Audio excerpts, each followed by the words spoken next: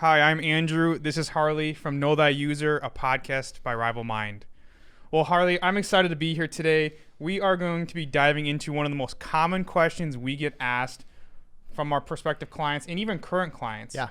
As a business owner looking to get started in digital marketing, there's a couple different routes we can start with. We can go SEO or we can start with a pay-per-click strategy. Can you talk a little bit about the difference and what thought process that you have when we're recommending that to a client? Yeah, really, it starts with analyzing your goals.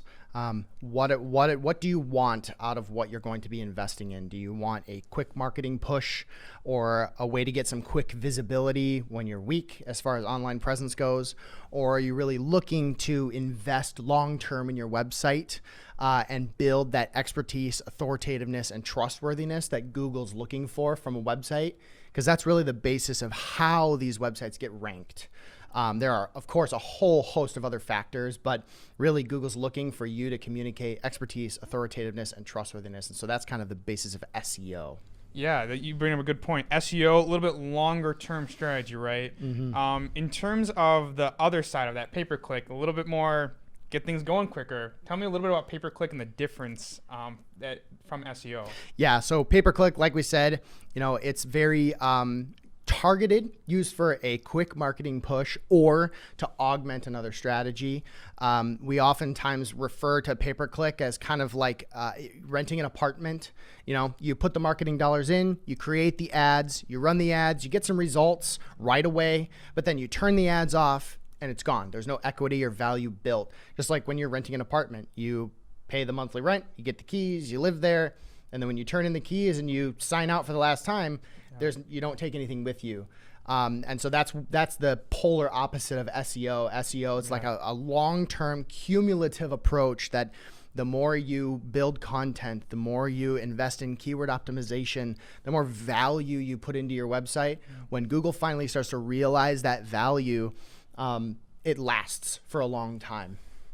The easiest way I know I often describe it is SEO being kind of like a snowball rolling down a hill. Yeah. It starts out small, and the more you invest in content, the more you invest in different backlink strategies, on-site work, etc., that snowball starts to get bigger, and it starts to bring you in more business to your site. While on the other side, pay-per-click, you turn it on tomorrow, and it is injecting traffic right away into your site for specific keywords that you're bidding on. Mm-hmm. So when I look at the two differences and I'm considering where should I start, does it make a difference if I have a brand new domain or a little bit more mature of a domain? Yeah, that's a good question. That's something that not a lot of people consider.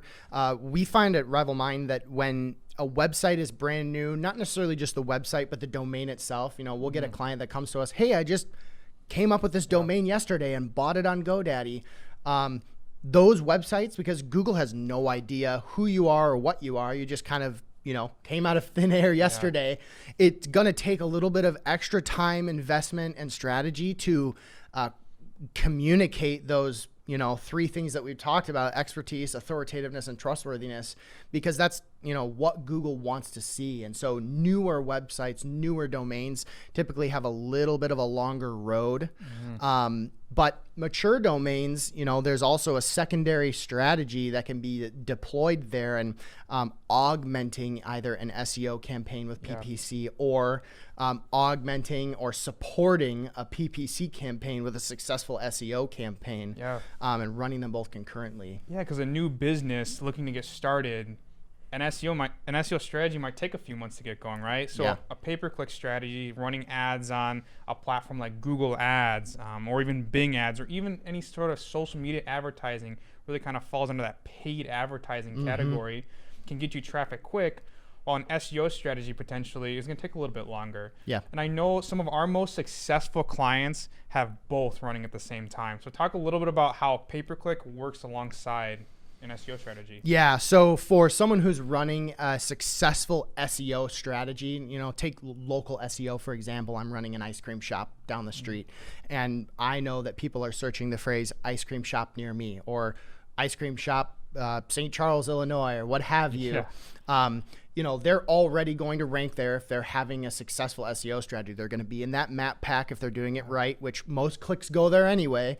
but they're also going to rank in those organic rankings down towards the bottom of the page. Well, you can augment your successful SEO strategy by paying to get some visibility in the top of the page with those ads. And so that's where we kind of call it the trifecta of brand dominance on the results page, where you know, someone searches that phrase and they see you not once, not twice, but 3 times.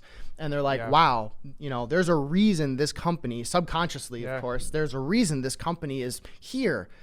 You know, maybe I should go there for ice cream. One company could be dominating almost the entire first page of Google. Yeah, and we love to see that. Those are always big wins in the office. But the flip side is, you know, for a business just getting started, kind of what we're talking about in the marketing space is, while you're building that authority from your SEO and you're investing into the content of your website, paying to get some quick visibility on phrases where you don't have any visibility yet, or for mature domains, mature websites who have done SEO before. Maybe there's a phrase, a trouble keyword phrase that they're like, I can't get past those competitors. You know, we found that a lot with financial services. You know, sometimes TurboTax would be in the way, or QuickBooks would be in the way, or God forbid Wikipedia. You know, they're like a giant rock that you can't move. And so there's not a whole lot of sense in investing in SEO to beat some of those guys, because, you know, their marketing budget is your entire revenue for the year. So you're saying a blend of both actually could help a financial services company compete with someone like TurboTax. Maybe a small local financial firm could compete with TurboTax or QuickBooks, is what you're saying. Because they could pay to get that visibility up above. Now, the return's probably not going to be as good, just because statistically ads don't get clicked on as much.